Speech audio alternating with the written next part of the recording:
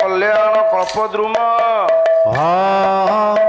चिदानंद चिन्मय चिरसुंदर श्रीमान श्री श्री श्री राजा सत्य नारायण देवंक भक्ति वृत्ति अर्थे बाबा सर्वे बोलंतु आनंद एक बार हरे हरे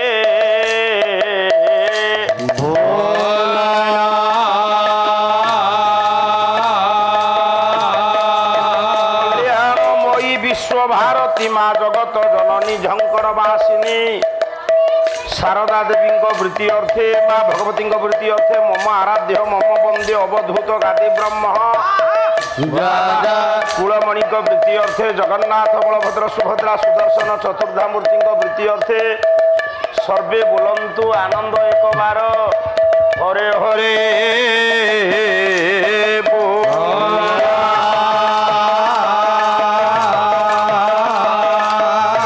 उपस्थित आबाल वृद्ध वनिता मानकर संस्कृति संपन्न गालुआ ग्रामर सत्यनारायण पाला अनुष्ठान समस्त सक्रिय कर्मी मानकर सभापति संपादक संयोजक आयोजक कोषाध्यक्ष मंडली मो माँ भौणी मानकर कुनाकुनी पिला मानकर नारायण सर्वस्मिनी काले सर्वविध कल्याण साधन करी अनुष्ठान को दीर्घजीवी करवा हुंतु सर्वे बोलंतु आनंद एक बार हरे हरे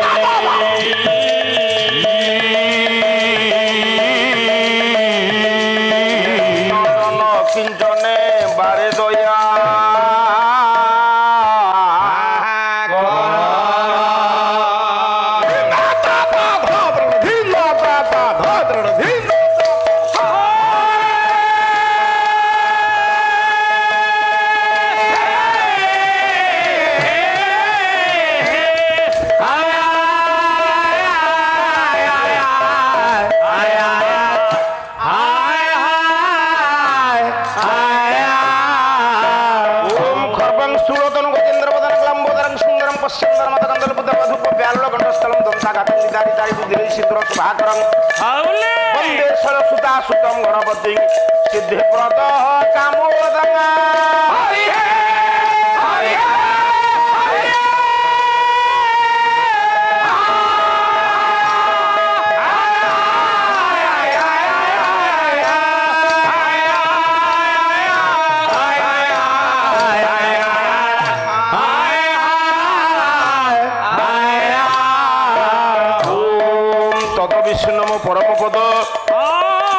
पश्यन्ति सुरयो दिवि वचखरात तं त्रयंबक ददामहे सुगन्धिं पुष्टिवर्धनं उर्वारुकमिव बन्धनात् मृत्युं क्षयम् अमृतात् नमः शिवाय माता तो शारदा देवी पिता तो परमेश्वर साक्षात् कमला देवी वाक्य देवी नमस्तुते दवाकुसुम शंका सकाश्यपय महादिति धंतारी सर्व पाप घन गणतोस्मि दिवाकर नव ब्रह्मण्य देवाय गोब्राह्मण्य हिताय च जगद्धिताय कृष्णाय ये गोविंदाय नमो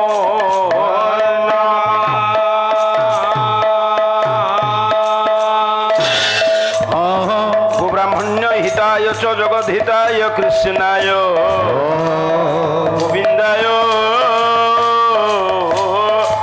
नमो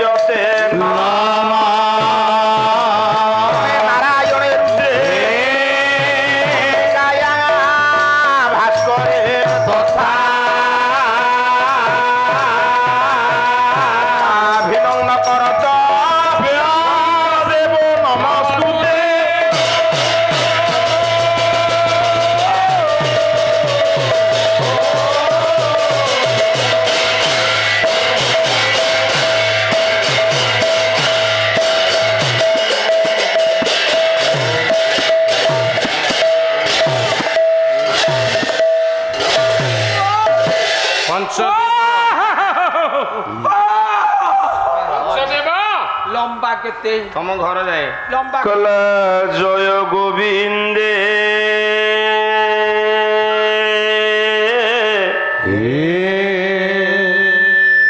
পরমানন্দে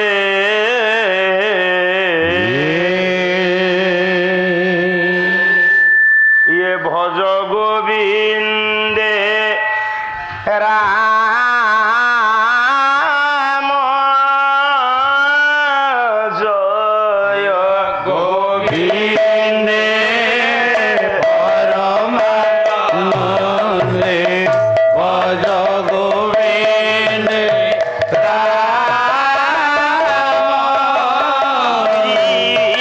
ধর সুন্দর নাগর নটবর গিরিধর সুন্দর নাগর নটবর ধর সুন্দর নাগর নটবর গিরিধর সুন্দর নাগর নটবর মোহন মুরলী ধর শ্যাম জয় গোবিন্দে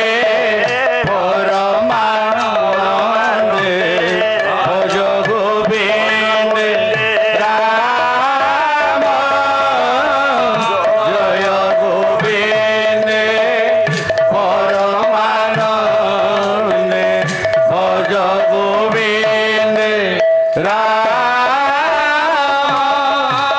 রূপরেখ নাহি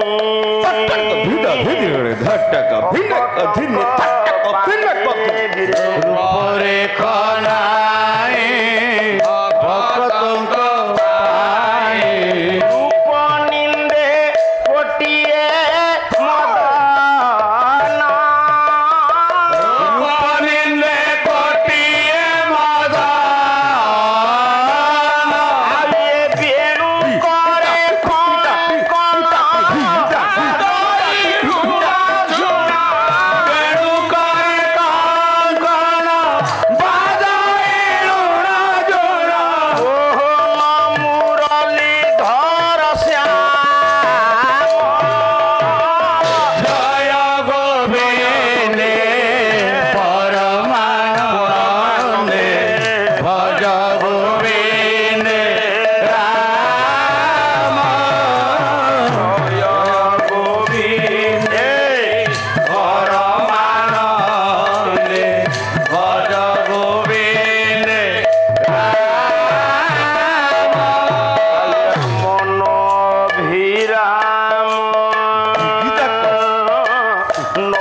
নয়নাভিরাম মন রাম নয়নাভিরাম মন ভিরাম নয়নাভিরাম মন বিরাম নয়নাভিরাম বচন শ্রবণ ভিরাম বচন শ্রবণ বিরাম আয়ে কিশোর বয়স মন মন আস কিশোর বয়স মন মন আস রূপ নিন্দে কোটি কোটি কাম জয় গোবিন্দে পরমানন্দে ভজ গোবিন্দে রাম জয় গোবিন্দে পরমানন্দে ভজ গোবিন্দে রাম এ রতন মন্দির রতিক চরণ রতন মন্দির রঞ্জিত চରଣ স্নেহতা টিকে শুণুতা ইয়ে রতন মন্দির রঞ্জিত চরণ রতন মন্দির রঞ্জিত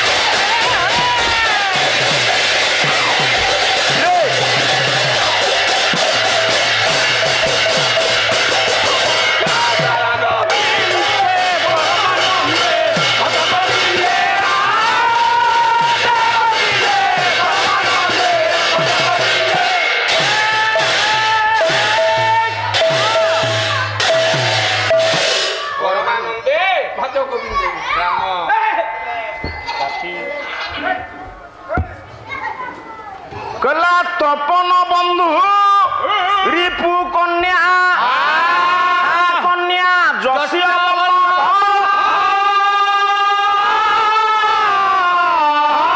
ତସ୍ୟ ହାର ରିପୁ କାନ୍ତ କାନ୍ତ ବରଦୋ ଭାବ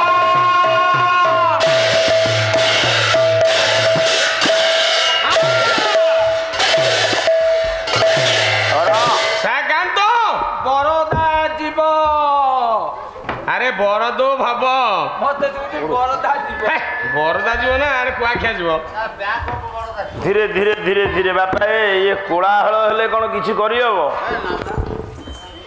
ସଂସ୍କୃତି ସମ୍ପନ୍ନ ଖୋର୍ଦ୍ଧା ଜିଲ୍ଲାର ଆର୍ଯ୍ୟଗ୍ରାମ ଦେବଗ୍ରାମ ପବିତ୍ର ପାବନ ଗ୍ରାମ ଗାଲୁଆ ଗ୍ରାମର ଗ୍ରାମାଧିବାସୀ ମାନଙ୍କର ଆନୁକୂଲ୍ୟରେ ସହଯୋଗରେ ପ୍ରଚେଷ୍ଟାର ଅର୍ଥ ଅପଚୟରେ ଏ ବାବୁ ଏ ବାପା ଏଥିରେ ପାଥା ଟିକି ପୁରା ଲୁହ ଯାଇ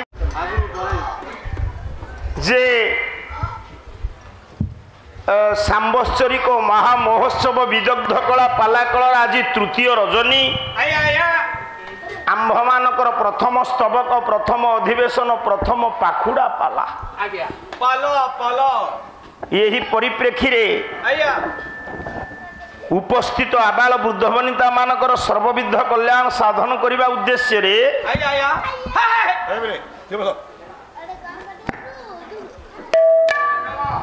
ଯେ ମୁଁ ଦୁଇ ପାଦ ବିଶିଷ୍ଟ ମଙ୍ଗଳାଚରଣ ଶ୍ଲୋକ ପାଠ କରିଅଛି ଅଳ୍ପ ସମୟ ଭିତରେ ଶ୍ଲୋକ ଟିକେ ଅର୍ଥ କରିସାରିବା ପରେ ଆଜି ଟିକେ ଛାନ୍ଦ ଚୌପଦୀ ଦେଇ ପୁରୁଣା ଢାଞ୍ଚାରେ ପାଲା ଗାଇବା ଅବଶ୍ୟ ପୁରାତନ ଗାୟକ ମାନଙ୍କ ପରି ହେଇପାରିବନି ତଥାପି ତାଙ୍କ ପଛକୁ ରହିବ ଛାନ୍ଦ ଗାଏ ମତେ କହିଲ ନାହିଁ କଣ କରିଥାନ୍ତି ଚୁଡ଼ା ଖାଇଥାନ୍ତି ତୁ କଣ କମ ଧରଉ କି ତୁ ପାଟି ପାଖକୁ କରୁ ଧରଉନୁ ସାର୍ ମୋ ମନ ଅଛି ଧରିବାକୁ ହେଲେ ମୋ ସ୍ତ୍ରୀ ମନା କରୁଛି କଣ କହିଛି କହିଲା ତୁ ଗୋଟେ ଭିଡିଓ ପଡିବୁ ତୁ ଆମର ଧରିବୁ ନେଇ ମୋର ମନ ଅଛି ତତେ ଭଲ ପଇସା ଦେବାକୁ କିନ୍ତୁ ମୋ ସ୍ତ୍ରୀ କହିଛି ଯିଏ ଭଲ ନ ଧରିବ ତାକୁ ଭଲ ପଇସା ଦବୁନି ତମର ସ୍ତ୍ରୀ ଅଛି ନାଇଁ ତୋରି ଏକା ଅଛି ଇଏ ବୁଦ୍ଧି ତୁ ଆଗରୁ ବାହାର କରୁନଥିଲୁ ସେଇମାନଙ୍କର ସଂସ୍ପର୍ଶରେ ଆସିବା ପରେ ଏ ପ୍ରକାର ବ୍ୟତିକ୍ରମ ବୁଦ୍ଧି ତ ଅନ୍ତର୍ଜଗତରେ ସୃଷ୍ଟି ହେଇଛି ତାହେଲେ ଆପଣ ମାନଙ୍କର କଲ୍ୟାଣକାରୀ ହେବେ କିଏ ନା ତପନ ବନ୍ଧୁ ରିପୁ କନ୍ୟା ତପନ କହିଲେ ସୂର୍ଯ୍ୟ ସୂର୍ଯ୍ୟଙ୍କର ବନ୍ଧୁ କିଏ ପଦ୍ମ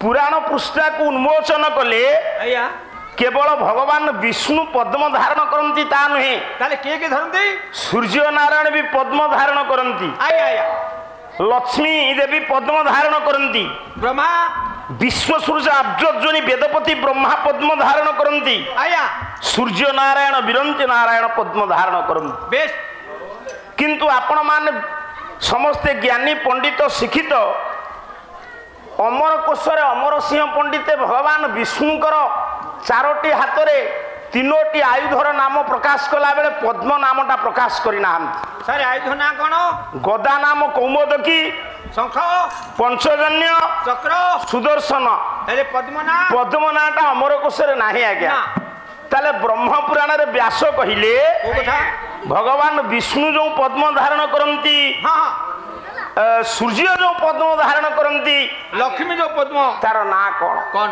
କହିଲା ଦ୍ୱିତୀୟ ପଦାବ୍ଜ ଜଗଦୀଶ ଭୁଜେ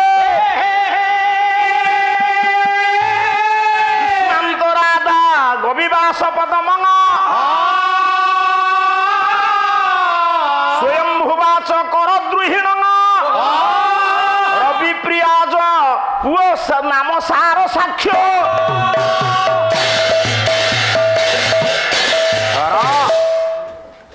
স্থির স্থির ভাবে বস বাপা সেমতি হলে পালা হইপারিবিনি মু হতা নুহে সে যেমতি তোম ও বাজো সে করদেব মু পুরা স্থির হলে মঞ্চ যাই করিবি কারণ মঞ্চ স্থির নহলে গায়ক কহিবা ভাল লাগিবনি না স্যার আমরা প্রশ্ন পচার দিও মো কহিবার তাৎপর্য আজ যে পিলা পার্টি করিব গাঁ লোক কইছন্তি তাଙ୍କୁ প্রশ্ন পচার দেবি उत्तर न दे पारे पाला जो दिन सर से पिला सांगे नेबी जीवी तुम भितर जी उत्तर दब प्रश्न से बस पाठ कर जी उत्तर न दब तो लक्ष्य करता से पिला को आम शेष दिन धरिकी नहीं जी केमी पाठ कर देखी ताले बाबू कला भीष्म आज जे प्रथम पद्म धरती किए ना द्वितीय पदाब्ज जगदीश भुजे द्वितीय पद युक्त अब्ज भगवान नारायण जो पद्म धरती से पद्मर नाम हूँ द्वितीय पद भीष्मांतरा से पद्म धारण करती माँ लक्ष्मी ठाकुराणी पुओ स्वयंभू नाम पद्म धारण करती स्वयंभुवा पद्म धारण करती विश्व सृजा अब्जोजनी वेदपति ब्रह्मा व्यापार रवि प्रिया सारसाक्ष्य नाम की सूर्यंकर पद्मर नाम हूँ सारसाक्ष्य ताले तपन कहले सूर्य तांको बंधु हेले किए ना पद्म पद्मर रिपु की शत्रु किए किए पद्मर शत्रु माली केमिति ना ये दुनिया रे जेते जे पोड़ी जली जाए समस्त को पोड़ी दिए अग्नि लिभाए पानी किंतु आपण माने आश्चर्य हेबे आज पानी जण को पोड़ी दउची अरे तमारे पोड़ा पोड़ी करथिबो पानी काहा को पडुची समस्त को अग्नि निया जाली देला बेले पानी जण को जालुची से किए ना सी होचंती आपण मानकर शिशिर की काकर से काहा पडुची से पद्मिनी की पडु नहीं कला पद्मिनी ना सोई शिशिर ना सोई पद्मिनी भन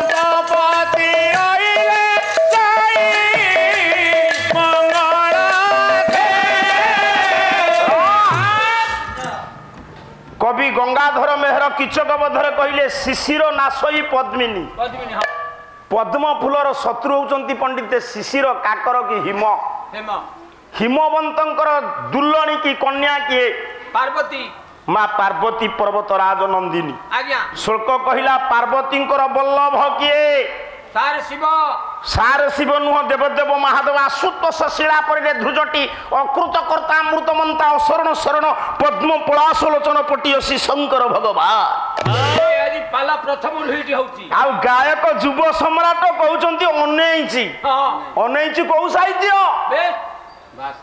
ये जी आपण मैंने बस सब शुण पार्वती स्वामी शंकर भगवान वामदेव त्रिलोचन शिवंकर हार किए सर्प सबुथे सारे लगौ ये गोटे प्रश्न गायक युव सम्राट तो नुह धीरे धीरे दर बुढ़ा ही आईलानी केड़े चालाकी कहूँ आज्ञा मु तो दर बुढ़ा हेले मुझे आ लक्ष्मीधर राउत कुआडे गला या सम्राट काली कहता ता माने तुम्हें चाहूँ लक्ष्मीधर राउत केमती शीघ्र चली जातु ना कौन हाँ ए बापा ए पुओ कौन गपुचु मु तो आई टंका दे गपीबी तू मागणा कहीं गपुचु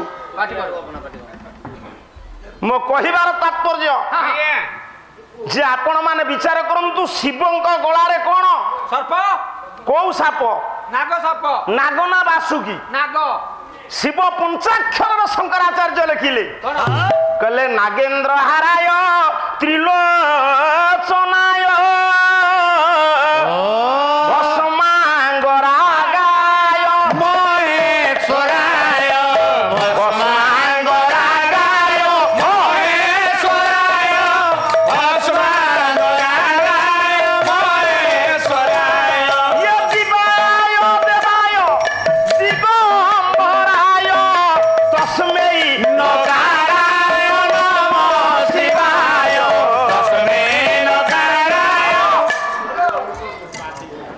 जेतिकी बसिचंती विचार करंतु शंकराचार्य कहिले नागेंद्र हाराय से नाग साप को बेकर हार करी पिंधंती किए शिव शंकर भगवान କିନ୍ତୁ ପୁଣି ସେଇ ଶିବ ଷଢ଼ାକ୍ଷରରେ ଲେଖିଲେ ଆଜ୍ଞା କଣ ଲେଖିଲେ ବାବୁ ଆଜ୍ଞା କହିଲା ବାସୁକି ଏ ପୁଅ ଶୁଣ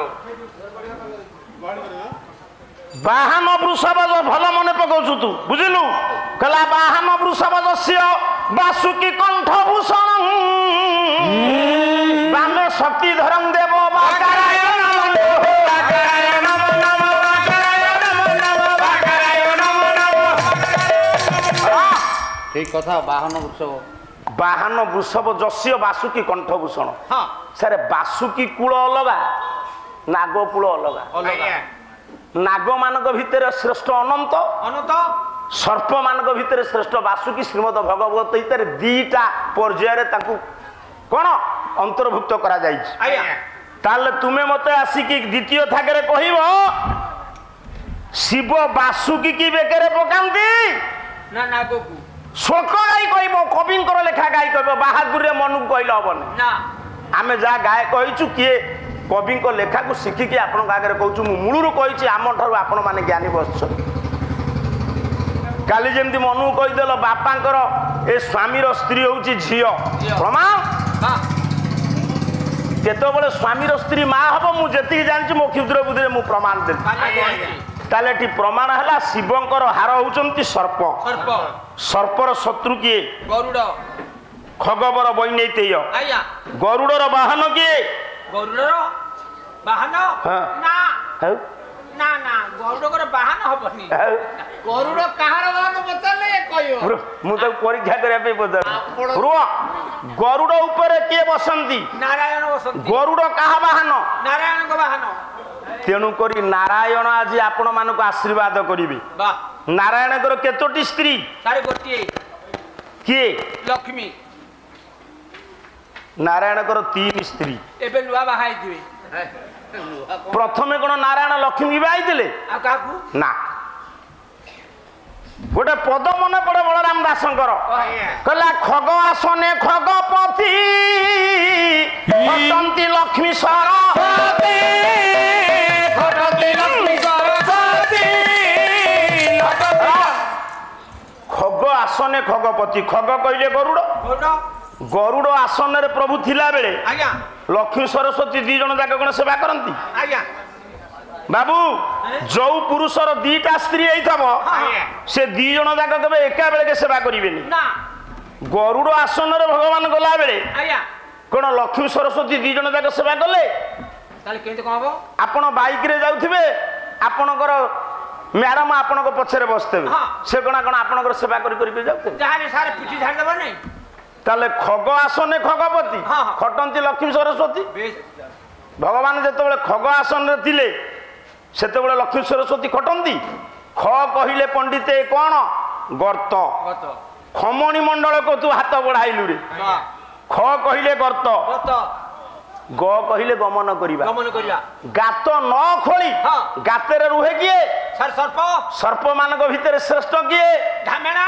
ଅନନ୍ତ ଅନନ୍ତରେ ଶୟନ କରନ୍ତି କିଏ ନାରାୟଣ ନାରାୟଣ ଖଗ ଆସନେ ଖଗପତି ଗରୁଡ଼ ହଉଛି ବାହନ ଆଜ୍ଞା ଗରୁଡ଼ ଆସନ ନୁହେଁ ନା ଆପଣଙ୍କର ଯୋଉ ଗାଡିରେ ଆପଣ ଯିବା ଆସିବା କରନ୍ତି ଆପଣ ତାକୁ ବାହନ କହିବେ ନା ଆସନ କହିବେ ନାଇଁ ନାଇଁ ନାଇଁ ନାଇଁ ତାହେଲେ ଗରୁଡ଼ ତ ଭଗବାନଙ୍କୁ ନେଇ ତ୍ରିଭୁବନ ଯାଏ ସେ କେମିତି ହେଲା ଆସନ ଖ କହିଲେ ଗାତ ଘ କହିଲେ ଗମନ କରିବା ଭଗବାନ କଣ କରନ୍ତି ନା ଅନନ୍ତ ଶୟନରେ ଶୁଅନ୍ତି ସେ ହଉଛି ଆସନ ଯୋଉଠି ଆପଣ ଶୋଇବେ ସେଠି ବି ବସି ପାରିବେ ଠିକ କଣ ପୁଅ ବୁଝୁଛୁ ଆଜ୍ଞା ଆଜ୍ଞା ସେଇଠି ଥିଲା ବେଳେ ଭଗବାନ ବିଷ୍ଣୁଙ୍କର ପ୍ରଥମ ସ୍ତ୍ରୀ ଭଗବାନଙ୍କର ସେବା କରେ ତାହେଲେ ସ୍ତ୍ରୀ କେତେ ଜଣ 3 ଜଣ তাহলে প্রথম স্ত্রী আগে কে প্রমাণ হলো ଲକ୍ଷ୍ମୀ ପ୍ରିୟା କହିଲେ ବସୁଦେହମ ଗର୍ଭସୀ ସେ ସାଙ୍ଗ ପରିସାଇନି ପୂଜାର ମେ ଦେଇ ମେ ସ୍ଥାନ ଆର୍ଘ୍ୟ ନମସ୍ତୁତେ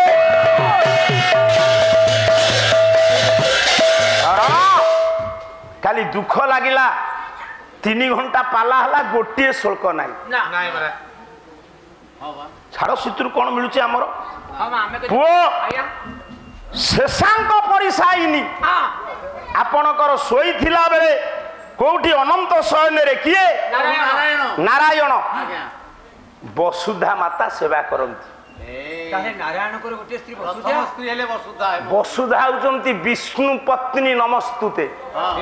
ଏବେ ଜଗନ୍ନାଥଙ୍କ ପାଖରେ ଶ୍ରୀଦେବୀ ସହିତ ଭୂଦେବୀ ଅଛନ୍ତି। ତେଣୁ ବସୁଧା ହଉଛନ୍ତି ଭଗବାନ ବିଷ୍ଣୁଙ୍କର ସ୍ତ୍ରୀ। ଲକ୍ଷ୍ମୀ ସରସ୍ୱତୀ ହେଲେ 3। ଆଚ୍ଛା ତାହେଲେ ଯଦି ନାରାୟଣଙ୍କର 3ଟା ସ୍ତ୍ରୀ ଆଚ୍ଛା ବ୍ରହ୍ମାଙ୍କର କେତେଟା ସ୍ତ୍ରୀ? ବ୍ରହ୍ମାଙ୍କର 3ଟା ସ୍ତ୍ରୀ। ତାଙ୍କ ସ୍ତ୍ରୀ ଗୋଟି ଗୋଟି କହିଲ ମୁଁ କଣ କହିବି? ଜଗନ୍ନାଥ ଦାସ କହିଲେ କହିଲା ସୁରା ସାବିତ୍ରୀ ଗାୟତ୍ରୀ ଇଏ 3 ବ୍ରହ୍ମାଙ୍କର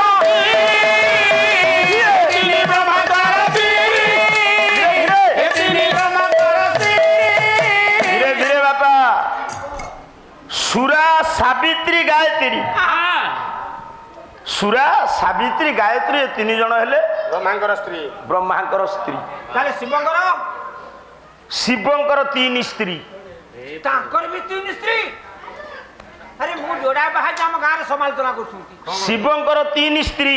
ନା କହିଲ ଶିବଙ୍କର ପ୍ରଥମ ସ୍ତ୍ରୀ କିଏ ଜାଣିଛୁ? ସାର୍ କିଏ? ସତୀ। ସତୀ। ଦ୍ୱିତୀୟ ଦ୍ୱିତୀୟ ପାର୍ବତୀ। ତୃତୀୟରେ ଗଙ୍ଗା। ମା ଗଙ୍ଗାକୁ ଯିଏ ଧାରଣ କରିଛନ୍ତି ଗଙ୍ଗାଧର। ସେଇ ସତୀ ପାର୍ବତୀ ହେଇନାହାନ୍ତି? କେତେ କହିଲ? ଇଏ ଦୁନିଆରେ ପ୍ରତ୍ୟେକ ନାରୀଙ୍କର ସ୍ୱାମୀ ବଦଳିଛି ଜନ୍ମ ଜନ୍ମାନ୍ତରେ। ହଁ ହଁ ପୂର୍ବ ଜନ୍ମରେ ମୋର କିଏ ସ୍ତ୍ରୀ ଥିଲା ମୁଁ କହିପାରିବି? କହିହବନି। ଆପଣଙ୍କର କିଏ ସ୍ତ୍ରୀ ଥିଲା କହିପାରିବେ? କହିହବନି। କିନ୍ତୁ ଏ ପିଲେ କେମିତିକା ନାରୀ, ନାରୀ କେମିତିକା ନାରୀ। ବାସ୍ ଶଙ୍କର ଭଗବାନଙ୍କୁ ପାଇବା ପାଇଁ ନିଜେ ଭଗବାନ ବିଷ୍ଣୁଙ୍କୁ କହିଲେ। ଗୋଟେ ମହତ୍ୱପୂର୍ଣ୍ଣ କଥା, ଅନ୍ଧବିଶ୍ୱାସକୁ ଦୂରୀଭୂତ କରିବା ଆମର କର୍ତ୍ତବ୍ୟ। କୁଆଡ଼େ ଦକ୍ଷ ରାଜାଙ୍କ ଠାରୁ ଯେତେବେଳେ ଅପମାନ ପାଇଲେ, ଶିବଙ୍କ ନିନ୍ଦା ଶୁଣିଲେ ସତୀ ହଁ ହଁ ଗୋଟେ ଯଜ୍ଞ କୁଣ୍ଡକୁ ଡେଇଁ ପଡ଼ିଲେ। ସାର୍ ହଁ ଟିକେ ପଇଲେ ଯଦି ଯଜ୍ଞ କୁଣ୍ଡକୁ ଡେଇଁ ପଡ଼ିଲେ, ହଁ ହଁ ଆମ ଶରୀରକୁ ଆମେ ଯଦି ନଷ୍ଟ କରିଦେବା, ବେଶ ଆତ୍ମା ହତ୍ୟା ହୁଏ ନା। ନା। ନୈନଂ ଛିନ୍ଦନ୍ତି ଶସ୍ତ୍ରାଣୀ ନୈନଂ ଦହତି ପାବକ ନ ଚୈନଂ କେଦନ୍ତେ ଆପଣ ସ୍ୱସୟତି ମାରୁତ। ସତୀ ଡେଇଁ ନାହାନ୍ତି ଯଜ୍ଞ କୁଣ୍ଡକୁ। ତାହେଲେ କେମିତି ଗଲେ? ସତୀ କଣ କଲେ କଣ? ନା ଯୋଗ ବଳରେ ହଁ। ଶରୀରରୁ ପ୍ରାଣବାୟୁକୁ ବାହାର କରିଦେଲେ। ଆଚ୍ଛା କାରଣ ଶରୀରକୁ ନଷ୍ଟ କଲେ ଫାଶୀ ଦ୍ୱାରା ହେଉ ହଁ। ବା ରଶି ଦ୍ୱାରା ହେଉ, ବିଷ ଦ୍ୱାରା ହେଉ, ଜଳ ପାଣି ଦ୍ୱାରା ହଉ, ବା ଅଗ୍ନି ଦ୍ୱାରା ହଉ, ହଁ ଅଶୀ ଦ୍ୱାରା ହେଉ, ଆମେ ଆମ ନିଜ ଶରୀରକୁ ନଷ୍ଟ କରିଦେଲେ 7 ଜନ୍ମ ପର୍ଯ୍ୟନ୍ତ ମନୁଷ୍ୟ ଜନ୍ମ ପାଇବାନି। ନା ସତୀ ଯଦି ଯଜ୍ଞ କୁଣ୍ଡକୁ ଡେଇଁଲେ ପାର୍ବତୀ କେମିତି ହେଲେ? ସେ ଶିବଙ୍କର ସ୍ତ୍ରୀ ତାଙ୍କର ଚଳିବ ତାଙ୍କୁ ଛାଡ଼ି ନାଇଁ, ସେଇ କାଳିଦାସ ଲେଖିଛନ୍ତି, ସେଇ ତୁଳସୀଦାସ ଲେଖିଛନ୍ତି ଯଜ୍ଞ କୁଣ୍ଡକୁ ଡେଇଁ ନାହାନ୍ତି। ତାହେଲେ କଣ କେମିତି? କହିଲା ଅଥାବ ମାନେ ନ ପିତୁଃ ପ୍ରଯୁକ୍ତା ଦକ୍ଷସ୍ୟ କନ୍ୟା ଭବ ପୂର୍ବ ପତ୍ନୀ ସତୀ ସତୀ ଯୋଗ ବିସୃଷ୍ଟ ଦେହା ତାଂ ଜନ୍ମ ନେ ଶୈଳ ବଧୁଂ ପ୍ରପେଦେ।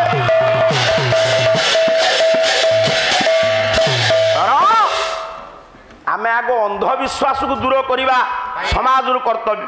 ବେଶ ସାର୍ ମାନେ ଯେତିକି ବସିଛନ୍ତି ଶୁଣନ୍ତୁ। ହଁ ସତୀ କଣ କଲେ ନା ଯୋଗ ବଳରେ ସତୀ ଯୋଗ ନିଜ ଯୋଗ ବଳରେ ପଣ୍ଡିତେ କଣ କଲେ ନା ପ୍ରାଣାୟାମ ସୂତ୍ରରେ ଶରୀରରୁ ପ୍ରାଣବାୟୁକୁ ଉଡେଇ ଦେଲେ। ଆଜ୍ଞା ସେଇ କଥାକୁ ତୁଳସୀଦାସ ଲେଖିଛନ୍ତି। ସତୀ ପ୍ରାଣବାୟୁକୁ ଉଡେଇବା ପୂର୍ବରୁ ହଁ। ଭଗବାନ ବିଷ୍ଣୁଙ୍କୁ ସ୍ମରଣ କଲେ। କଣ କହିଲେ? କହିଲେ ସତୀ ମୋର ତ ହରି ସନବାର ମାଗା ସତୀ ମୋର ତ ହରି ସନବାର ମାଗା ଜନମ ଜନମ ଶିବ ପଦ ଅନୁରାଗା ଜନମ ଜନମ ଶିବ ପଦ ଅନୁରାଗା ସତୀ ମୋର ତ ହରି ସନବର ମାଗା। ସବୁବେଳେ ଲକ୍ଷ୍ୟ ବେକ ବଙ୍କା ହେଇଯିବ ଚାହିଁ ଚାହିଁ। ଆଜ୍ଞା ମୋର ହେଇଗଲା। ଆଉ 2ଟା ପାଳିଆରେ କଣ ପାଲା ହବ ମ? ଡଙ୍କ ମୋଡି ହେଇଯିବ ପାଲା ଜାଗାରେ ପହଞ୍ଚିଲେ। ଏଠି ଯେତିକି ଆପଣ ମାନେ ବସୁଛନ୍ତି ସବୁ ଶୁଣନ୍ତୁ। ଆଜ୍ଞା ଆଜ୍ଞା ସତୀ ମୋର ତ ହରିଶନ ବର ମାଗା। ଆଜ୍ଞା ସତୀ ମରିବା ପୂର୍ବରୁ ଭଗବାନ ନାରାୟଣକୁ ବର ମାଗିଲେ, ପ୍ରଭୁ ମୁଁ ଯୋଉ ଜାଗାକୁ ଯାଏ ଯାହାର ଝିଅ ହୁଏ କିନ୍ତୁ ଜନମ ଜନମ ଶିବ ପଦ ଅନୁରାଗା ଅନନ୍ୟ ସୁଲଭ ମୃତ୍ୟୁଞ୍ଜୟ ଶିବ ହେବେ ମୋ ସ୍ୱାମୀ।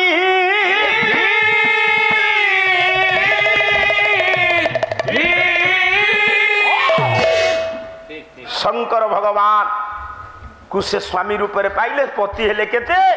ସାରେ ପତ୍ନୀ 3 ହେଲେ ଆଉ। 3 ହେଇଗଲେ ଆଉ 3 ପତ୍ନୀ ଶିବଙ୍କର, ବ୍ରହ୍ମାଙ୍କର 3 ସେଇ ବ୍ରହ୍ମା ବିଷ୍ଣୁ ମହେଶ୍ୱର ଆଜ୍ଞା ଠାକୁର ତିନି ବସୁମତୀ କିଏ ଲକ୍ଷ୍ମୀ ସରସ୍ୱତୀ ଆଜ୍ଞା ସୁରା ସାବିତ୍ରୀ ଗାୟତ୍ରୀ ବା ସତୀ ପାର୍ବତୀ ଗଙ୍ଗା ହଁ ପୀଠସ୍ଥିତ ସତ୍ୟନାରାୟଣ ଆଜ୍ଞା କେବଳ ଏ ଅଞ୍ଚଳର ନୁହଁ ଓଡ଼ିଶାର ହଁ ମା ଜଗତ ଜନନୀ ଭବ ଭୟ ହାରିଣୀ ବିଦ ବିନୋଦିନୀ ସତ୍ୟ ସନାତନୀ ମା ବାଣପୁର ସ୍ଥିତା ଭଗବତୀ ଦେବୀ ମା କାଳିଜାଇ ଠାକୁରାଣୀ ଉପସ୍ଥିତ ଆବାଳ ବୃଦ୍ଧ ବନିତା ମାନଙ୍କର ଆଜିର ଏ ତୃତୀୟ ରଜନୀର ପ୍ରଥମ ପର୍ଯ୍ୟାୟରେ ଯେତିକି ଜ୍ଞାନୀନ୍ଦ୍ର ପୁଙ୍ଗବାଜି ଏଠି ଉପନୀତ ହୋଇଛନ୍ତି ଆପଣ ମାନଙ୍କର ସମସ୍ତଙ୍କର ଉକ୍ତ ଗ୍ରାମ ଗାଲୁଆ ଗ୍ରାମର ଗ୍ରାମାଧିବାସୀ ମାନଙ୍କର ଅନୁଷ୍ଠାନର ସମସ୍ତ ସକ୍ରିୟ କର୍ମୀ ମାନଙ୍କର ସଭାପତି ସମ୍ପାଦକ ସଂଯୋଜକ ଆୟୋଜକ କୋଷାଧ୍ୟକ୍ଷ ମଣ୍ଡଳୀଙ୍କର ଶୁଭଦ ହୁଅନ୍ତୁ ସୁଖଦ ହୁଅନ୍ତୁ କୀର୍ତ୍ତି ଦାନ କରନ୍ତୁ ପ୍ରୀତି ଦାନ କରନ୍ତୁ ଶାନ୍ତି ଦାନ କରନ୍ତୁ ମୈତ୍ରୀ ଦାନ କରନ୍ତୁ ଏତିକି ଆମର ନମ୍ର ନିବେଦନ ପ୍ରଭୁଙ୍କ ପାଖରେ ଆମେ ନିବେଦନ କ'ଣ କରିବା କାହିଁକି ଚନ୍ଦନ ଦେଲ ତା ଦେହରେ ସିନ୍ଦୁର ନଗେଇଲାଣି ଏଇ ବେକାର କଥା ପୁଳେ ଜାଣିଛି କଲ୍ୟାଣକାରୀ ହୁଅନ୍ତୁ ଏ ଅନୁଷ୍ଠାନ ଦୀର୍ଘଜୀବୀ ହଉ ଆଜ୍ଞା ଆଜ୍ଞା ବରିଷ୍ଠ ପାଲା ଗାୟକ ମାନେ ଆସି ଏ ମଞ୍ଚରେ ପାଲା ପରିବେଷଣ କରି ହଁ ମନ୍ତ୍ରମୁଗ୍ଧ କରନ୍ତୁ ଆଜି ଗୋଟେ ଆନନ୍ଦର ଦିନ ହଁ ଆମ ନୀଳାଚଳ ନିଖିଳ ଉତ୍କଳ ପାଲା ପରିଷଦର ମୁରବୀ ଆଗରୁ ଥିଲେ ଏବେ ବି ମୁରବୀ ଅଛନ୍ତି ଆଜ୍ଞା ସମ୍ପାଦକ ପଦବୀରୁ ବିଚ୍ୟୁତ ହେଲେ ବି ହଁ ସେ ମୁରବୀ ନା ଆଉ ନ ପଚାରିଲେ କିଏ କିଛି କରିଦେବ ନା କରିଦେଇଛି ନା ପରିଣତ ବୟସରେ ଉପଗତ ହେଲେ ବି ସୁଦ୍ଧା ଯୁବ ସୁଲଭ ଅନ୍ତର୍ଜଗତରେ ପ୍ରତୀୟମାନ ଆଜ୍ଞା କେବେ ହେଲେ ସେ ପଛକୁ ଆସିନାହାନ୍ତି ବୟସ ଏତେ ହେଲାଣି ବୋଲି ନିଜକୁ ଦୁର୍ବଳ ମନେ କରିନାହାନ୍ତି ନା ବସିଛନ୍ତି ପୂଜ୍ୟପାଦ ପୂଜ୍ୟପାଦ ଗୁରୁକଳ୍ପ ଗୁରୁ ତ ଗୁରୁକଳ୍ପ କ'ଣ ଗୁରୁ ତ ଆଉ ଆମ ସୁଦର୍ଶନ ମହାପାତ୍ର ମହୋଦୟ ହଁ ଏବଂ ଆପଣଙ୍କ ଅଞ୍ଚଳର ଜଣେ ଯୋଗ୍ୟ ଗାୟକ 60 ବର୍ଷ ଅତିକ୍ରମ କଲେ ବି ସୁଦ୍ଧା ଶିଶୁ ସୁଲଭ ମୁଖମଣ୍ଡଳ ଆଚ୍ଛା ଆଚ୍ଛା ଆମକୁ ଯିଏ କହିବ 60 ଭାଇନାକୁ ଯିଏ କହିବ 50 ନା କହିଲେ କାଳୁ ଭାଇନା ବସିଛନ୍ତି ଓ ଭାଇନା ଅଛନ୍ତି ହଁ ତେଣୁକରି ଆଜି ଗୋଟେ ଖୁସିର ଦିନ କ'ଣ ଆମେ ବା ଆପଣମାନଙ୍କ ପାଖରେ ପାଲା କରିବୁ ଆମେ ଆପଣଙ୍କ ପାଲାକୁ ଦେଖିକିରି ପାଲା ଗାୟକ କଲ୍ୟାଣକାରୀ ହୁଅନ୍ତୁ ସର୍ବଇଷ୍ଟ ଖଣ୍ଡନ କରନ୍ତୁ ବୋଲ ଆନନ୍ଦ ଏକ ବାପା ଆଜ୍ଞା ଇଲୋଚନ୍ଦ୍ର ସାରେ ଶିରରେ ଯୁଦୁରା ଶିବ କର୍ଣ୍ଣରେ ଯୁଦୁରା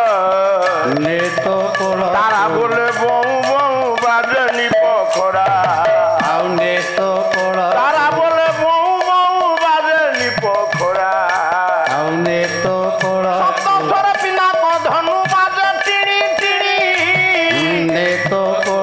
ନିଜ ରଘୁନାଥ ବୋଲେ ରାଖ ସୁଲ ପାନି ଟପ ଟପ କରିବାକୁ ଆଉ ନାହିଁ ବେଳ ଚାରିପଦ କଥା ମୋର ପାଲାର ସମ୍ବଳ ଯେତିକି ବସି ଅଛନ୍ତି ବିଦ୍ୱାନ ମଣ୍ଡନ ସମସ୍ତିକି ନିବେଦନ କରେ ସନାତନ ତମେ ବୀର ଦରବାରେ ଏବେ ଆନନ୍ଦ ସାଗରେ ହରି ବୋଲ ହୁଳ ହୁଳିଏ କର ତାଳିଶ୍ୱରେ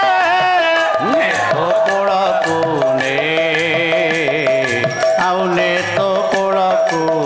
କେତେ ଜଣ ଦେଲେ ବାବୁ କେତେ ଜଣ ଦେଲ ନାହିଁ ଯେତେ ଜଣ ନ ଦେଲେ ବସି ମନେ ଭାବୁଛନ୍ତି ରହି କରି ହରି ବୋଲରେ ଏ ଚଳିଯିବ ଭାଇ ନିଜ ହରି ବୋଲ ଆଜ୍ଞା ନିଜ ପୁଣ୍ୟ ପାଇଁ କେହି କାହା ପାପ ପୁଣ୍ୟ ଭାଗି ହେବେ ନାହିଁ ଜଣେ ଖାଇଲେ କି ଅନ୍ୟ ଜଣଙ୍କ ପେଟ ପୁରଇ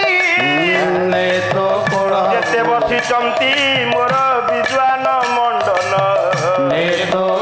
ସମସ୍ତିକି ନିବେଦନ କରେ ସନାତନ ସର୍ବେ ପ୍ରେମାନନ୍ଦେ ଆନନ୍ଦ ସାଗର ହରି ବୋଲ ହୁଳ ହୁଳି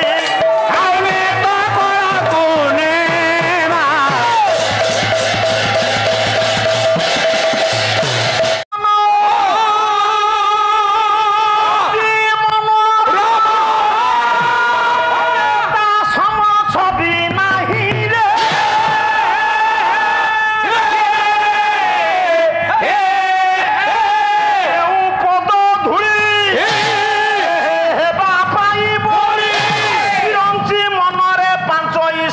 ଶକ୍ର ନଗରୀ କେଉଁ ଗୁଣରେ ସମସ୍ତ ଆଉ ଏ ଉଶ୍ୱାସ ହେବାରୁ ପରେ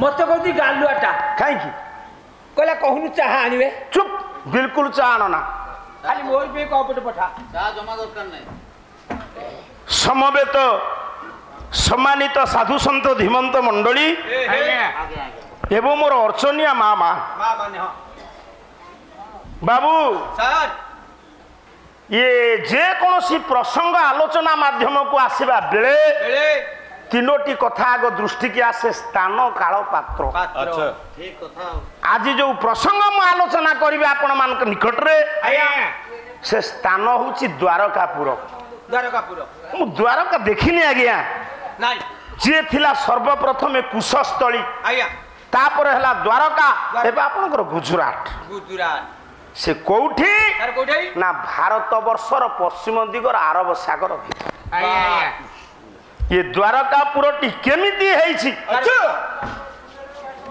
रीति जुगीय साहित्य रु केतपद आनिबा আগে আগে আনন্তু तापरे राजा किए देखिबा দেখিবা स्थान होछि द्वारका ए आज्ञा आज्ञा काल समय होछि द्वापर जुग द्वापर जुग সময়টা দ্বাপর যুগ पात्र किए आसी ना ना না से द्वारकापुरटा केमिति हेछि ଆଜ୍ଞା কোনতু कवि सम्राट उपेन्द्र भंजकर गोटे पद गाउछि ଆସୁ कहला ये गोचर नाही ये जोही रे सिंह होता तते पाथरे पकाई देबी मो বাহ বাহ कहला चौरा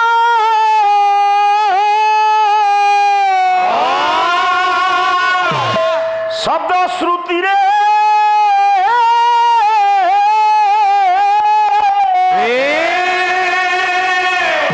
ये गोचर छी चौर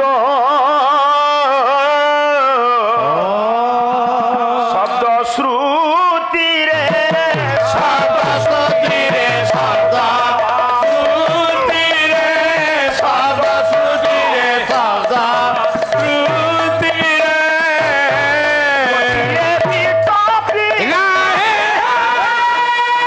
हु पितापी रे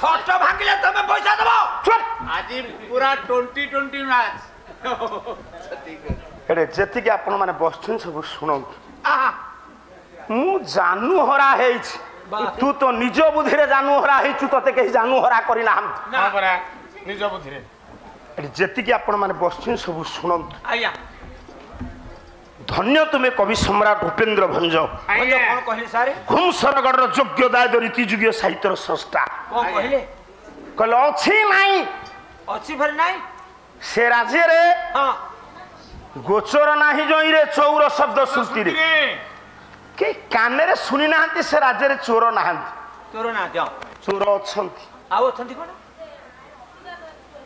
बेदे रे हां আগে चोर अछंती ବେଦ ପୋଥିକି ଚୋରି କରିନଥିଲା ଶଙ୍ଖାସୁର। ଶଙ୍ଖାସୁର ମଦ୍ୟପ ନାହାନ୍ତି, ହେଲେ ମଦ୍ୟପ ଅଛନ୍ତି, ଭ୍ରମର ମାନେ ମହୁ ସଂଗ୍ରହ କରୁଛନ୍ତି ଫୁଲରୁ। ଆଜ୍ଞା ଆଜ୍ଞା ଟିକେ ଟିକେ କହିଦେଇକି ଯାଉଛି। ହଁ ଗଣିକା ନାହାନ୍ତି କିନ୍ତୁ ଜୁଇ ଫୁଲ ଅଛି। ଦୁଇ ଫୁଲୁ ଗଣିକା କଣ କଣ ପୁଅ ବୁଝୁଛୁ? ହେଲା, ମୁଁ ବୁଝି ନାହିଁ। ମୋ ମା ମାନେ ଜ୍ଞାନୀ ମାନେ ସବୁ ଶୁଣନ୍ତୁ। ଶୁଣ ଆଜ୍ଞା, ୟାର ଅନୁରୂପ ଗୋଟିଏ ପଦ ମୁଁ ଆପଣ ମାନଙ୍କୁ ଶୁଣାଉଛି, କାରଣ ୟାର ଉପରେ ଗୁରୁତ୍ୱ ଦେଲେ ସମୟ ପଳେଇବ। ବେଶ ଆଜ୍ଞା ଆପଣ ମାନଙ୍କର ସେ ହଉଛନ୍ତି କିଏ କିଏ କହିଲେ? ସାରେ ନା ଉତ୍କଳ ଘଣ୍ଟ ଯଦୁମଣି। ଯଦୁମଣି ମହାପାତ୍ର ସେ କଣ କହିଲେ? କହିଲେ ଅଛି ନାଇଁ ଦ୍ୱିବିଧାର୍ଥ ଅଳଙ୍କାର ମାନେ ଏଠି ପାଲା ହଉଛି ଫେରେ ହଉନାହିଁ ଆଉ। ବିରୋଧ। ଏଠି ଗୋଟେ କଥା ଅଛି ପୁଣି ଗୋଟେ କଥା ପୁଣି ଅଛି ଆଉ ନାହିଁ ଆଚ୍ଛା କଣ ଅଛି କଣ? କହିଲା କହିଲା ସକଟ ପ୍ରାତ ବିନାଶ କଟକେ ଇଏ ନଫ କଟନ୍ତି ଅରିଦ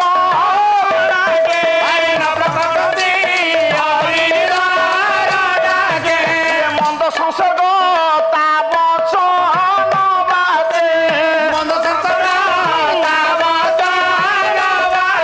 ଇଏ କଳି ଜନ୍ମନ୍ତି ପୁଷ୍ପଲ ପାବ୍ରାତେ ଆରେ ଉଦ୍ବେଗ ମାତ୍ର କପୁগে ଉଦ୍ବେଗ ମାତ୍ର କପୁগে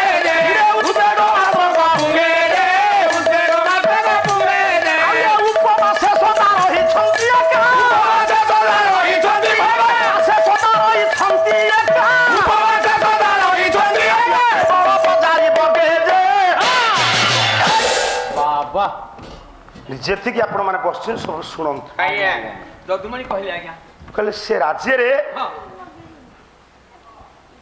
ଶତ୍ରୁ କେହି ନାହାନ୍ତି, କିଏ କାହାର ସତ? ଅରି କେହି କାହାର ନାହାନ୍ତି, ହେଲେ ଆଉ କିନ୍ତୁ ଶଗଡ଼ରେ ସବୁ ଅରି ଲାଗିନି, ଲାଗିଛି ନା? ସେ କେଁ କେଁ ହଉନି। ହଁ ତେଲ ଦିଆ ହେଇନି ଆଉ। ହେ ପୁଅ, ଏ ହେ, ସେ ରାଜ୍ୟରେ କେହି କାହା ସାଙ୍ଗରେ କଳି କରନ୍ତିନି, ନା ନା କିନ୍ତୁ ସମସ୍ତଙ୍କ ବାରିଆଡେ କଳି ପେଣ୍ଡା ପେଣ୍ଡା ହିଁ ଝୁଲିଛି। ସାର୍ ସେ କଳି କିଏ? କେହି କାହା ସାଙ୍ଗରେ ସିନା କଳି ଗୋଳ କରନ୍ତିନି, କଣ ଫୁଲ ଗଛରେ କଳି କଢ କୁଆଡେ ପଳେଇବ? ନା ଫୁଲ ଗଛର ହବ ନା ଆଉ। ପୁଅ, ସାର୍ ସେ ରାଜ୍ୟରେ କେହି କାହା ସହିତ ମନ୍ଦ ସଂସର୍ଗ କରନ୍ତିନି, ଆଉ ମନ୍ଦ କିନ୍ତୁ ଠିକ ବସନ୍ତ ଅଇଲା ବେଳକୁ ମନ୍ଦ ପବନ ସମସ୍ତଙ୍କ ସଂସ୍ପର୍ଶ। ପବନ ଉଦ୍ବେଗୀ କେହି ନାହାନ୍ତି, ନା ନା ନା କିନ୍ତୁ ଗୁଆ ପେଣ୍ଡା ପେଣ୍ଡା ହେଇ ଫଳିଛି, ସେ ଉଦ୍ବେଗ କହିଲେ ଗୁଆ। ଆଜ୍ଞା ବାସ୍ ବାପା ଆଉ ବେଳ ନାହିଁ ଦବା ପାଇଁ, ନା ନହେଲେ ଅଛି ଅଭିମନ୍ୟୁଙ୍କର ପଶୁ ପତଙ୍ଗାଦି କରି ଯେତେ ଛନ୍ତି ନର ନାରୀ ରାଗ ଅଛି ରାଗ ନାହିଁ। ସବୁରି ମନେ ବଢିଆ ଛାଡ଼ି କଥା ଦିଅ। ସବୁ ବହୁତ କଥା ଅଛି ଆଉ ଏବଂ ଭୂତ ଯୋଉ ରାଜ୍ୟ ପଣ୍ଡିତେ ଦ୍ୱାରାବତୀ କଟକ କଟକ ସାର୍, ସେ କଟକରେ ହଁ ରାଜା କିଏ ସାର୍ କିଏ? ନା ସ୍ୱୟଂ ଭଗବାନ କୃଷ୍ଣ। ଓ ଦ୍ୱାରକାର ଅନ୍ୟ କେହି ଜଣେ ସାଧାରଣ ରାଜା ହବା ଆଜ୍ଞା। ଆଉ କୃଷ୍ଣ ରାଜା ହବା ହଁ ତା ଭିତରେ ପଣ୍ଡିତ ଫରକ ନାହିଁ। ଆଉ ଫରକ ହବନି କେମିତି? ଯଦି ଜଣେ ରାଜା ତାଙ୍କ ରାଜ୍ୟକୁ ସଜାରି ନ ପାରିଲେ ହଁ ସେ କି ରାଜା? ଠିକ ଠିକ ଠିକ ଠିକ କୃଷ୍ଣ ଭଗବାନ ଏମିତି ରାଜନୀତି କରୁଛନ୍ତି, ହଁ ଆଜ୍ଞା କୌଣସି ଜଣେ ପ୍ରଜା ବେଶ ଆଜ୍ଞା କେହି ଶତ୍ରୁ ନାହାନ୍ତି। ନା ବା ସମସ୍ତଙ୍କର ଶତ୍ରୁ ନା। ବର୍ତ୍ତମାନ ଗଣତନ୍ତ୍ରରେ ସେ କିଏ ରାଜନୀତି କରୁଛନ୍ତି ମୁଁ କହିବିନି, ନା କିନ୍ତୁ ସମସ୍ତେ କେବେ ଓଡ଼ିଶା ସାରା ଲୋକ ମିତ୍ର ନଥିବେ। ଯିଏ ରାଜା ହୁଅନ୍ତୁ, ଆଜ୍ଞା ଆଜ୍ଞା 99 ଭାଗ ଯଦି ମିତ୍ର ଥିବେ 5 ଭାଗ ଶତ୍ରୁ ଥିବେ। ବେଶ କିନ୍ତୁ ସେ ଦ୍ୱାରାବତୀ କଟକରେ କୃଷ୍ଣ ନାରାୟଣ ଏମିତି ରାଜନୀତି କରୁଛନ୍ତି, ଏଇ ଗିରୁଆ ସାର୍ ହେ, ସେ କଣ ବାବୁରେ, ଆଜ୍ଞା ସେ କୃଷ୍ଣଙ୍କ ବିରୁଦ୍ଧରେ କେହି ସ୍ୱର ଉତ୍ତୋଳନ କରୁନାହାନ୍ତି। ନା ନା ବାହ ସମସ୍ତଙ୍କୁ ସମଦୃଷ୍ଟିରେ ଦେଖୁଛନ୍ତି ଆଉ। କଣ କହୁଛନ୍ତି ଜାଣିଛୁ? ସାର୍ କଣ କହିଲେ? କବି ହେଲେ ଶୂଦ୍ରକ ବହି ମୂର୍ଚ୍ଛ କଟିକ ଆଇସରେ ଠେଙ୍ଗ ମୁଁ ମାଇଚା ତୁ ଏକା ଅଣ୍ଡିରା। ଏଠି କଣ ଅଣ୍ଡିରା କିଏ ମାଇଚା କିଏ ପରୀକ୍ଷା ହେଇପାରିଲାକୁ ଆସିବ? ଆମ ସାର୍ ଜଳଖିଆ ଖାଉନାହାନ୍ତି। ଚୁପ୍! ବଦମାସି ପାଳିଆ ତାଙ୍କରି ଘରେ ଖରା ବେଳେ ଯାକ ପଶିଛୁ। ଆଜି ସାରିଆ ଡ୍ୟାମ୍ ଯାଇଥିଲୁ।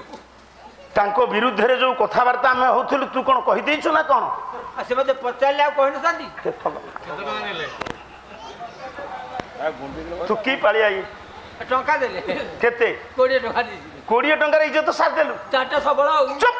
ଶୁଣୁ, ଶୂଦ୍ରକ କହିଲେ ସେ ରାଜା କେମିତି? ବାହ ଜଣେ କେବଳ ପଣ୍ଡିତେ ଦାନୀ ହେଲେ ଚଳିବନି ସେ ରାଜାଙ୍କର ଶିକ୍ଷାଗତ ଯୋଗ୍ୟତା କେତେ କେତେ ବଡ ଦାନୀ କେତେ ବଡ ଧନୀ କେତେ ବଡ ବଳଶାଳୀ ଏ ଗୋଟିଏ ଶ୍ଳୋକରୁ ଆସିବ କହିଲା ଦିନା ନାଂ କଳ୍ପ ବୃକ୍ଷ ସୁଗୁଣ ଫଳ ନତ ସଜ୍ଜନା ନାଂ କୁଟୁମ୍ବୀ ଶିକ୍ଷିତା ନାଂ ସୁଚରିତ ନିକଷା ଶିଳବେଳା ସମୁଦ୍ର କର୍ତ୍ତା ନବମନ୍ତା ପୁରୁଷ ଗୁଣ ନିଧି ଦକ୍ଷିଣଂ ଦାରା ସତ୍ତ୍ୱ ସାଧ୍ୟ ସଜୀବ ଅତ୍ୟଧିକ ଗୁଣ ତ୍ୱୟ ସନ୍ତି ବଚାନ୍ୟ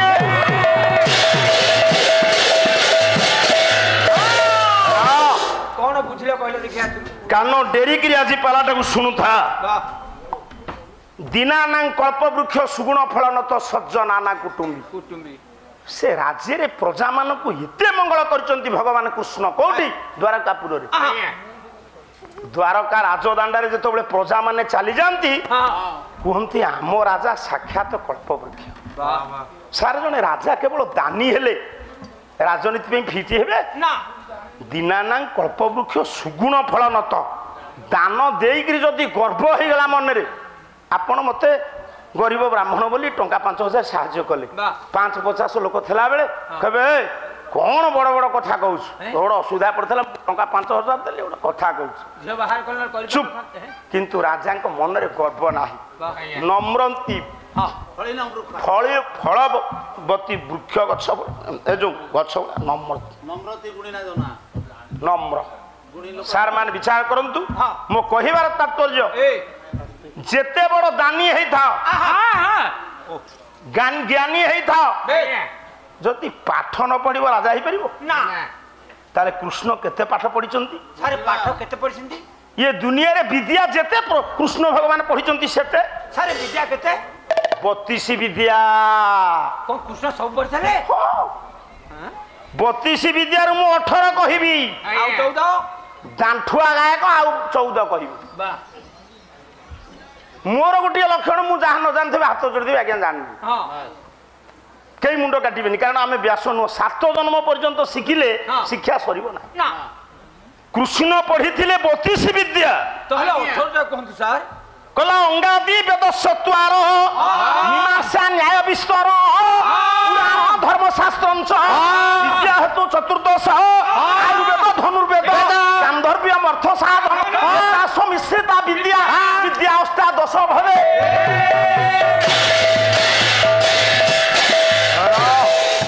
गोटी गोटी की हिसाब नहीं जा गण अंगादी वेद होची चारि चारि वेदर अंग तू किए गेरुआ गेरुआ तोर अंग अछि प्रत्यंग अछि वेद चारि रुक्षाम जजुरथ अथर्व अंग 6 कोन कोन शिक्षा कल्प व्याकरण छंद निरुक्ति ज्योतिष 6 चारि केते 10 र अंगादि वेदस्वत्वार मीमांसा शास्त्र 11 न्याय शास्त्र 12 धर्मशास्त्र 13 पुराण 14 ताको गोटे पाखे रखी दे रखिला 14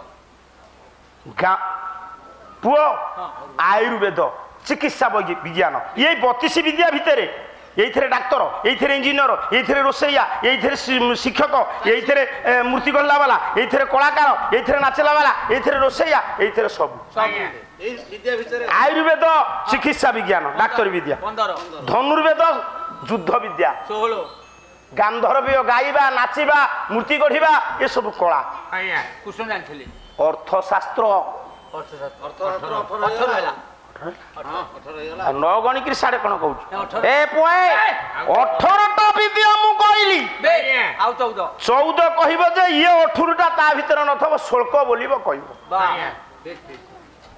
कोन बुझुछु शुल्क बोलिकिरी कहब जे खाली जने राजा ज्ञानी हेले चलिबनी आज्ञा ना राजांकर चरित्रवान हवा दरकार जेड़े बड़ पंडित हुंतु जेते बड़ ज्ञानी होतु चरित्रहीन होइतले चलिबनी ये सचरित्र एक कसटी पत्थर सात्विक भावापन्न आपण कहिबे कृष्णकर तो एते स्त्री कृष्णकर स्त्री होउची 16108 कहार कृष्णकर केते स्त्री 16108 सारे कोन तांको घर तो छुतिया छाउ नथिबो चुप किंतु कृष्ण को कहीं समालोचना करी ना हमती ବ୍ୟାସ କହିଲେ କହିଲେ ଯତ୍ର ଯୋଗେଶ୍ୱର କୃଷ୍ଣ ଯତ୍ର ପାର୍ଥ ଧନୁର୍ଧର ଶ୍ରୀ ବିଜୟର ଭୂତି ଭୂପାନୀତି ମତିର୍ମମ। ଆପଣ ଯେତିକି ବସିଛନ୍ତି ଶୁଣନ୍ତୁ। ଆଜ୍ଞା କୃଷ୍ଣ ନାରାୟଣଙ୍କର ଅନେକ ଜ୍ଞାନର ଅଧିକାରୀ ସେ ସଚ୍ଚରିତ୍ର ଏକ କଷଟି ପଥର ସାତ୍ବିକ ଭାବାପନ୍ନ ପୁରୁଷ ଗୁଣ ନେଇ ଆଜ୍ଞା ଇଏ କୃଷ୍ଣଙ୍କର କୀର୍ତ୍ତି ଆଉ ବେଶୀ ସମୟ ନେବି ନାହିଁ। ଆଉ ଦୁଇଟି ଶ୍ଲୋକ ବୋଲିବି ଦାନ୍ତ ଝଡ଼ା ଶ୍ଲୋକ। କବି ହେଲେ ଶିୟସ ବହି ହେଉଛି ନୈଷଧ୍ୟମ ଚରିତମ୍। ଯେ ଦାନ୍ତ ଧାଡ଼ି ଦିଅ ଇଏ ଶ୍ଲୋକ ତା ପାଟିରେ ପଶିବନି। ନା ଇଏ କୃଷ୍ଣ ନାରାୟଣଙ୍କର ଏତେ କୀର୍ତ୍ତି ଏତେ ଯଶ ଆଜ୍ଞା କିନ୍ତୁ ଦୁଇଟି ଅପକୀର୍ତ୍ତି ମୁଣ୍ଡେଇଛନ୍ତି। ଆଚ୍ଛା କଣ ସେ ଅପକୃତି ଆପଣ ମାନେ ବିଚାର କରନ୍ତୁ ଜ୍ଞାନୀଗୁଡ଼ି ବିବେକୀ ପଣ୍ଡିତ ମଣ୍ଡଳୀ। ଆଜ୍ଞା ଯେଉଁ କୃଷ୍ଣ ନାରାୟଣ ତାଙ୍କ ଜୀବନ କାଳ ଭିତରେ ଅନେକ ଦାନ ଦେଇଛନ୍ତି କୀର୍ତ୍ତି ଅର୍ଜନ କରିଛନ୍ତି ସେ କୃଷ୍ଣ ଅପକୀର୍ତ୍ତି କ'ଣ ମୁଣ୍ଡେଇଲେ ବୁଝିବା ନା ଆଉ ନା ଦାନର ଉତ୍କର୍ଷତାକୁ ପ୍ରତିପାଦନ କରାଯାଇଛି। ଏ ପୁଅ ଆଡକୁ ସାଡକୁ ଚା ନା ମତେ ଚାହିଁବୁ କଥା କହିବୁ। ଦାନର ଉତ୍କର୍ଷତାକୁ ପ୍ରତିପାଦନ କରାଯାଇଛି କ'ଣ ବୁଝୁଛୁ? ଦାନର ଇଏ ଦିଟା ଅପକୀର୍ତ୍ତି ମୁଣ୍ଡେଇଛନ୍ତି ବହୁ ଦାନ ଦେଇ କିନ୍ତୁ ଦାନିକ ଉପରେ ପ୍ରମାଣ ସିଂହର୍ଷ ନୈଷଧ୍ୟମ ଚରିତ ବିଭଜ୍ୟ ମେରୁ ନଦର୍ଥେ ସାତ କୃତ୍ୱ ଦୁର୍ସର୍ଗ ଜଳ ବ୍ୟୟୀ ମରୁହୁ ଅମାନିତ ତେନଃ ନିଜାହା ଯଶ ଯୁଗଂ ବଦ୍ଧାସ୍ତି କୁରାହାସିର ସ୍ଥିତଂ।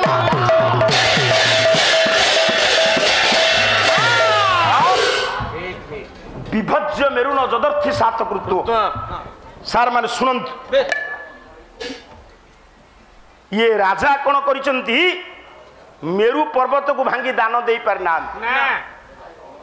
ରାଜା ମେରୁ ପର୍ବତକୁ ଭାଙ୍ଗି ଦାନ ଦେଇ ପାରିନାହାନ୍ତି।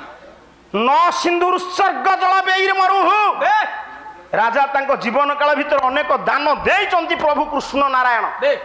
ଆପଣ ମାନେ ଯେତେବେଳେ କନକ ବେଦୀରେ କନ୍ୟା ଦାନ କରନ୍ତି ଆଜ୍ଞା ଶଙ୍ଖରେ ପାଣି ଟେକନ୍ତିନି? ଟେକିବେ ନା ଆଚ୍ଛା କେତେ ଝିଅ ଆମେ ଦାନ କଲେ ଗୋଟେ ସମୁଦ୍ର ପାଣି ଶୁଖେଇ ପାରିବା? କିନ୍ତୁ ମୋ ଶ୍ୱଶୁର ଘରେ ପାଣି ଶୁଖେଇ ଦେଲା। ପାଟି କରନା ବିଲକୁଲ ତ ଶ୍ୱଶୁର ଟଙ୍କାଟେ ଦେଇନି ତୁ ଯାଇଥିଲୁ ଶ୍ୱଶୁର ଘରକୁ ସାଇକେଲ ଚୋରି କରି ଯାଇଲୁ ଚୁପକିନି ବହ। ଇଏ ରାଜା ମେରୁ ପର୍ବତକୁ ଭାଙ୍ଗି ଦାନ ଦେଇ ପାରିନାହାନ୍ତି।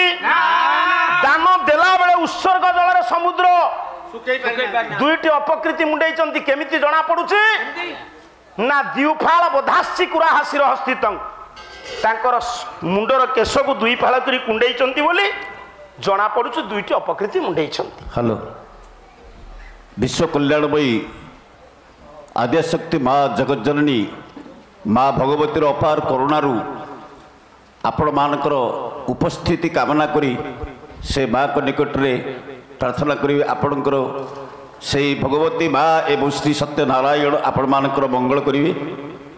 ଇଏ ହେଉଛି ଏକମାତ୍ର ଅନୁଷ୍ଠାନ ଆମମାନଙ୍କୁ ସମସ୍ତେ ଏକତ୍ରିତ କରିଛି।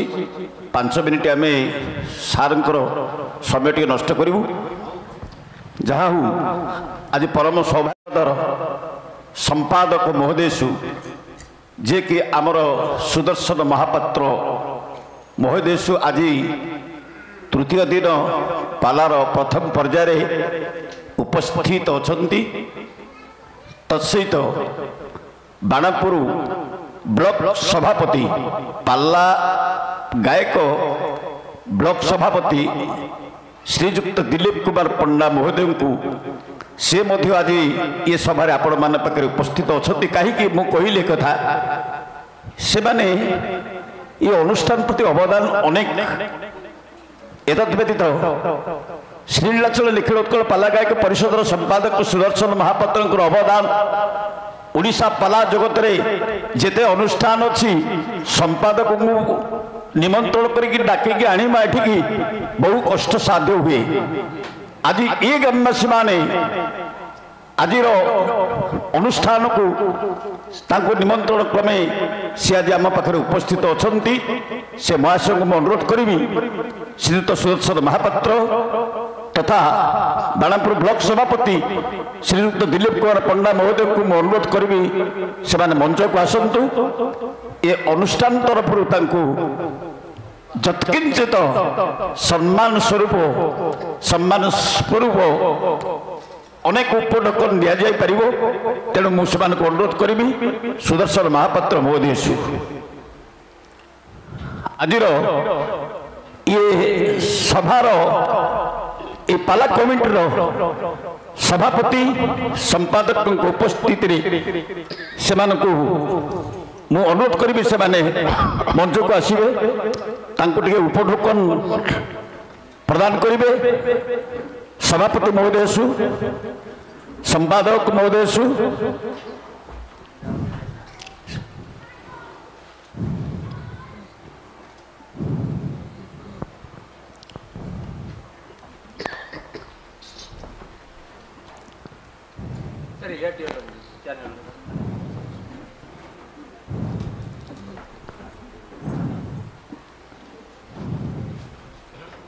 ବାଣପୁର ବ୍ଲକ ସଭାପତି ଯିଏକି ପାଲାବାଲାମାନଙ୍କର ସଭାପତି ସ୍ୱରୂପ ଆଜକୁ 2 ବର୍ଷ ଧରି ନିରବିଚ୍ଛିନ୍ନ ଭାବରେ ସେ ପାଲା କଳାକାରମାନଙ୍କୁ ଯଥେଷ୍ଟ ସମ୍ମାନ ଆଦର ଆଗ୍ରହ ସହିତ ଆମମାନଙ୍କୁ ଯଥେଷ୍ଟ ସାହାଯ୍ୟ କରିବା ସଙ୍ଗେ ସଙ୍ଗେ ସେ ଅନୁଷ୍ଠାନ ପ୍ରତି ତାଙ୍କର ଅବଦାନ, ସେଥିପାଇଁ ଆମେ କୃତଜ୍ଞତା ଜଣାଇବୁ ଅନୁଷ୍ଠାନ ତରଫରୁ। ମାତ୍ର 2 ମିନିଟ୍ ଭିତରେ ସମ୍ପାଦକ ମହୋଦୟଙ୍କୁ କିଛି କହିବା ପାଇଁ ଅନୁରୋଧ କରିବି।